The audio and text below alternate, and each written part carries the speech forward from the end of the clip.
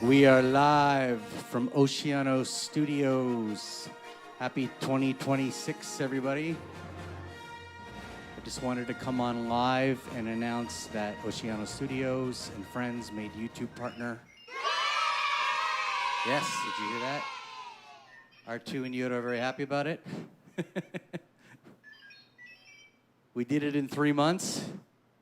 I'd like to thank Andrés and Aleph and Yasser and Geyger, of course, and the Polite Rebels with Jake and Jasper and Lair, my wife, for all the incredible graphic design work and putting up with me, my daughter, all the kids that I've been teaching and we've been working with. I don't think I forgot anybody. And Bryan, yes, I forgot Bryan Sanchez, who absolutely is the reason why I launched this YouTube page. His brilliant work on the guitar and drums and bass and piano and singing and you name it, an absolutely brilliant musician and an incredibly good person, nicest guy I've ever met in my life. I can't thank Bryan enough that we could take this YouTube page and do something with it. So thank you, Bryan, so much. Sorry, I knew I was forgetting a pretty big name there. So this is my studio. I've been collecting guitars ever since I was about 15 years old. This one here is my second one ever. I got that one after my first one was a disaster. We went to the guitar store in Montreal, and I didn't know anything about guitars, and my dad was willing to buy me anything. My awesome dad was willing to buy me anything. But the guitar store guy was like, I can tell he was trying to dump these really crappy guitars. And it's over here. This is my first one, which I keep dusty and everything because I hate it. This guitar made me want to quit so many times. Maybe I should clean it up and try it out. It's called an M. Bernard. Huh? So I was going to get a Fender or a Strat. I don't think my dad had any care about the budget that day. It would have been reasonable anyways.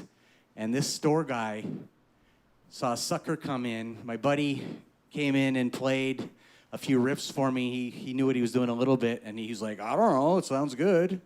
And we got it, and I couldn't get that guitar to stay in tune. I couldn't get a decent distortion. I couldn't do anything with it. I'm sure 99% of it was me just sucking, but I absolutely hated this freaking M. Bernard guitar right here. So that guy worked at Steve's guitar store in Montreal for years, probably another 10 years. Every time I went in there, he was in there, and I just give him the dirtiest look. I was so mad. And yeah, I never saw that brand ever again. He got his little bonus for pushing him out, I'm sure. So 10 years, I'd go in and go in and go in. And he was there, and I avoided him like crazy. I wasn't going to buy anything off him ever again. So that's the story of my first guitar, and then after me whining and crying, I went to Edmonton, and my dad got me this one, this Telly. It's got lace sensor pickups and a boost switch, so not only does it do awesome rock, it does heavy metal, because I was learning Black Sabbath and Metallica at the time, and I wanted a metal guitar, so it's a Telly that does full-on metal. Excellent! It's absolutely amazing. It still is amazing. It's still one of the best guitars in this room. So I've been collecting my whole life, and then when I moved to Costa Rica, it was time to build, and we went and built this away from the house so I could be loud, so I wouldn't get screamed at about the noise anymore. And I needed to house these because all these guitars were sitting in my dad's place for years, and he was so angry at me about that. Sorry about that. So we put them on a boat. They made it. And we built the studio away from the house, so now there's no noise other than R2 here.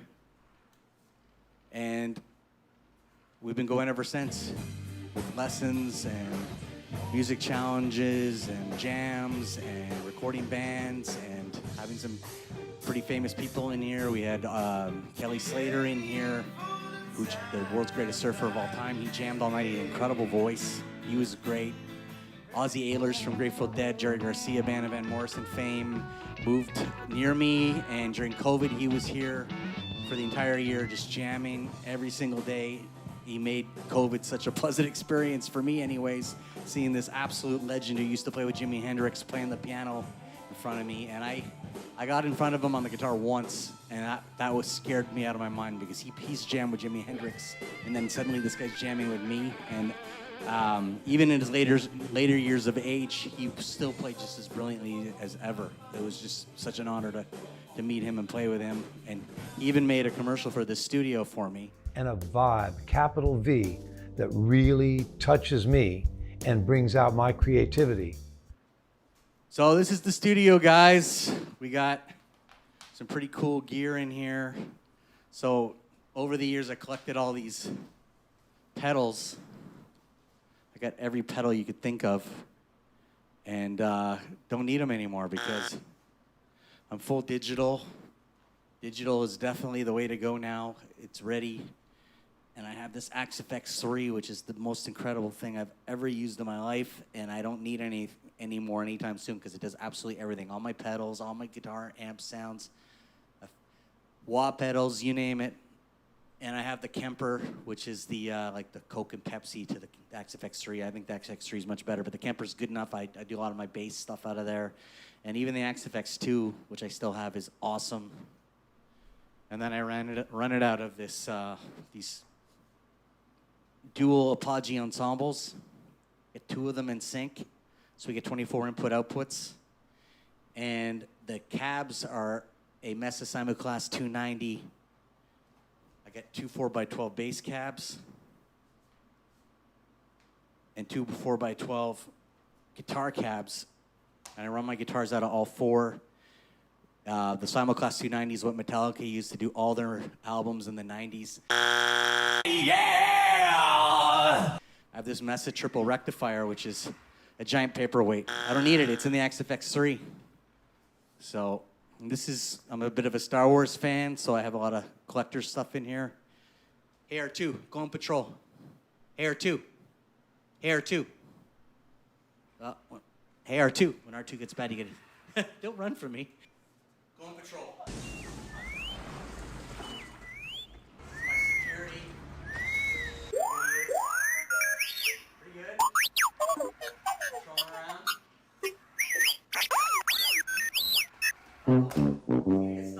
Master Yoda, I'm ready for training.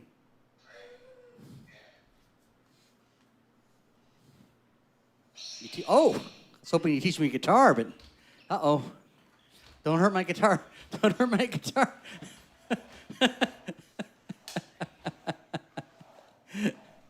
All right. Woo! Oh, he's going to get R2. Ah! How cool is that, huh? Hey, R2. Oh, he's playing a flashlight game with me. You got me. Hey, R2. Do you remember Darth Vader?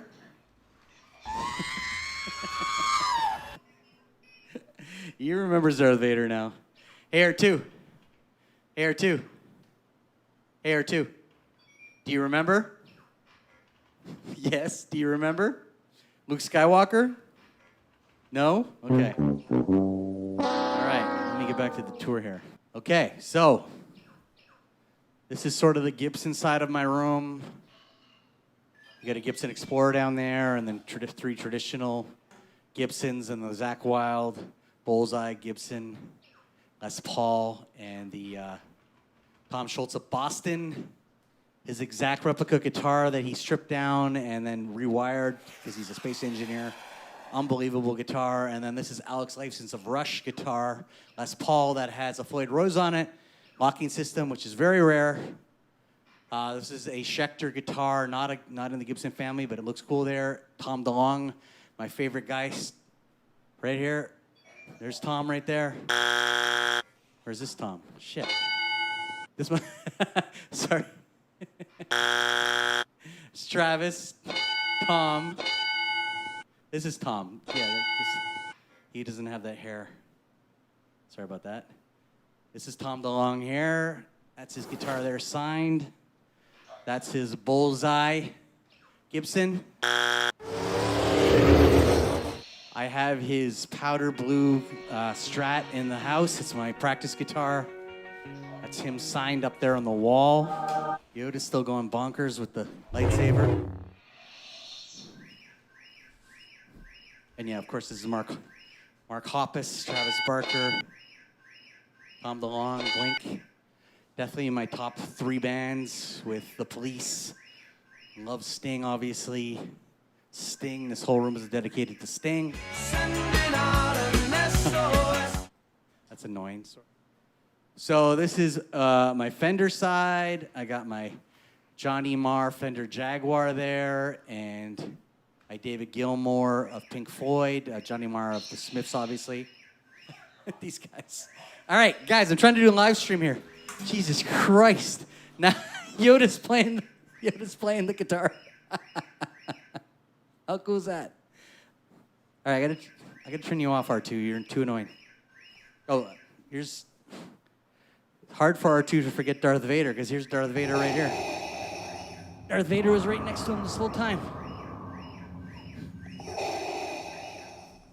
So I got my Johnny Marr Jaguar, my David Gilmour replica guitar from Pink Floyd. That is Kurt Cobain's guitar, Fender Jaguar, from Nirvana, obviously. My main man, Billy Corgan, Smashing Pumpkins replica. Love that guitar. I don't like this guy, Eric Clapton. I think he's a jerk, but he's a brilliant guitar player. That's a replica of his guitar. I bought that before I knew he was a jerk. No offense, Eric Clapton. That's a Fender Strat that has a computer brain in it. That's my Fender Tele, my second guitar ever. Then we get more into the metal guitars. Excellent! That's the ESP Iron Cross from... You lost your lightsaber. You lost your lightsaber. Uh-oh. James Hetfield Iron Cross. Yeah! The Steve Vai guitar. That's my Music Man. My Ibanez. He played a show with that and signed it. I got 2 Dave Mustaine Vs. Flying Vs. He signed them both. Love these guitars, but I hate playing Vs so much that I rarely use them. That's a replica of the Kurt Hammett guitar from the 80s with the sticker on there coming off exactly like his. My friend Rich gave me that guitar when he left Costa Rica. I plugged it in for the first time last month thinking it was garbage, and it's incredible. It's an acoustic bass, Brian May of Queen's guitar, my Metallica hockey jersey, my Black Sabbath hockey jersey, my signed picture of the Police, who I love. Up there, the Police signed this. And I met all the Tragically Hip, and they took this Music Man guitar and they signed it, all of them before a concert. Johnny Fay of the Hip, the drummer, did that for me. Thank you so much, Johnny. There's my Gretsch, orange. U2 signed that guitar. That's my Eddie Van Halen guitar. And my friend Joey gave me this 8-string on his way out. I rarely play it because I don't know how to play it. By the way, I had a mentality that if you buy the guitar of the artist, you play like them.